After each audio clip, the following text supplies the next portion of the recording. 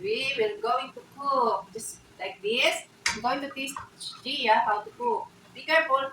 Stay away from the hot pot. You just put oil, oh, oil.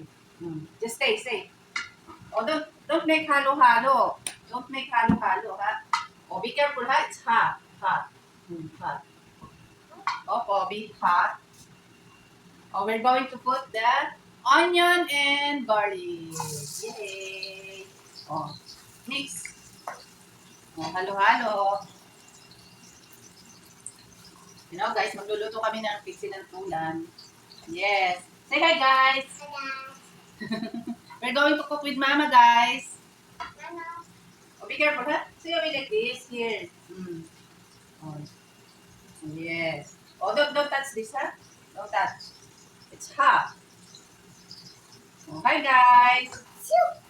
Yes, onion. Onion, yes, onion. Yeah. We're going to eat onion. You know how to cook? You know how to cook? Wait. Oh, I told you be careful. I told you be careful. So like this, oh. You're going to cook like this. It's hot. Just like this. Don't get, lapit. Oh, here mag-English, ha? Like that. Tia want to cook. Wow, nagluluto kami ng baby na. Yan, that, onion. Opo. Say hi, guys. Oops. Oops. Be careful. Oops, ha? Oh, no. Let mama make halo-halo, okay? Okay. Hi, guys. Oh. Be careful. Mayroon akong pasa, guys, kasi nagpa-check ako ng aking nagpa-blood chemistry ako. Be careful. That's like that up, like this. Up. Up daw. Tinas niya yung kamay niya kasi up daw. Tama nga naman ni mama eh. Oh, don't touch, ha? Don't touch. Later. Ah! Guys, nagluluto ako ng, sinantulan galing sa Pilipinas. Yes, baby? What? Bird? Ah, did you see the bird? Ah, because my apo is here. Say hi, guys. Ay, nako. Ito ay, beef. Beef ang sinawag ko kasi wala namang pork dito. Ganyan pagluluto ko ng sinantulan. Ito lang alamang na galing din Pilipinas. Dapat may alamang. Noong unang panahon, talagang alamang lang ang niluluto dyan. Ito ay, what happened? Oh, two birds. Wow, did you see the two birds? Oh, they are flying. Oh my God. Nagkukwento siya, nakakita daw siya ng bird. Ay, nako, itong apo ko. Pasensya na, ito hindi content ng, ng paano magluto. Pero, ayan. Kasama ko kasi yung apo ko kaya makulit. Ayan, gigisahin ko yung, yung alamang. Kasama ng beef. Ito the highest level na Kasi sa Pilipinas, pork ang nilalagay dito, bird. Beef lang. Bird na tuloy kasi yung apo ko nagkukulit. Yan. Isa-gisahin lang yan. At ito yung santol. Piniga ko na yan. Kaya ganyan. Piniga ko na. Kinisa ko lang siya sa sa bawang, sibuyas, saka luya. Napakatagal ko nang hindi nakakatikim nito. Kaya yung anak ko, nung umuwi ng Pilipinas, may dala siyang santol at tag-santol daw sa Pilipinas ngayon. So, ginawa ko. You want to cook with me? Oh, where is the bird? There?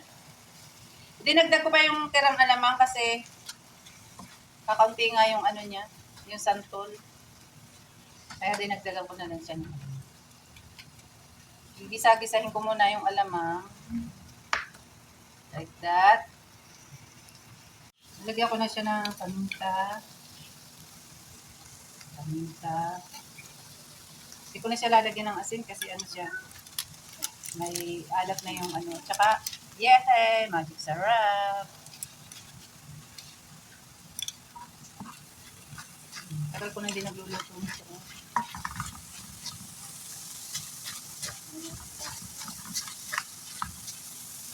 Kasi na yung ilalim. Dahil maalat na. And then, lalagyan ko siya ng tubig. Kaunting tubig lang. Pang ano lang sa gata. Lalagay ko na din yung ano. Yung ano to? Santol. Ito na yung santol. Ito ay ano, 10 pirasong santol. Ako po ay taga-Sariaya, kaya ito po ay namimiss ko din lutuin. Kainin. Ayan. Parang kailangan pa ng kaunting tubig. Oops. Konti lang. No more tissue? Wala na daw tissue, sabi ng kapatid. And then, ang gagamitin kong gata yung powder kasi wala nga ditong nyug na ano. Mas madali kasi dito ang powder. Halo-haloin lang yan. Hanggang sa matuyo. Kasi kung sa Pilipinas yan, yung nyug na buo, mas maganda kasi nyug na buo. Kasi pagka ano, naglalangis yun, pwede talaga mas maano yun, mas masarap. Kaysa dito sa powder, syempre, powder. Tapos itong powder ko made in India pa. Yan. Yan, ganyan lang. Paggawa ng sinantolan. Try nyo to guys, kung marami kayong puno dyan ng santo. Ito kasi sa luto sa Quezon, hindi nga alam ng iba kong kasama kung paano daw yung kaya sabi nila. Gusto daw nila matikman. Ayan, ganyan lang yan siya. Oh. Tikman. Wala, maalat siya talaga kasi yung alamang. Tapos kakaunti pa yung santol ko. Dapat kasi marami yung santol. Mamaya lalagyan ko yung sili. At dyan na natatapos ang aking sinantulan.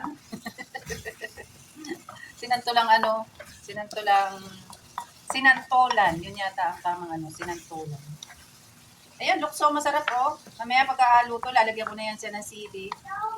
At tapos na, salamat sa panonood. Ayan, luto ng aking sinantolan. Yay!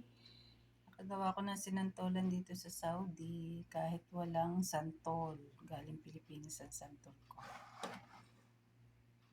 Yum, yum. Let's eat.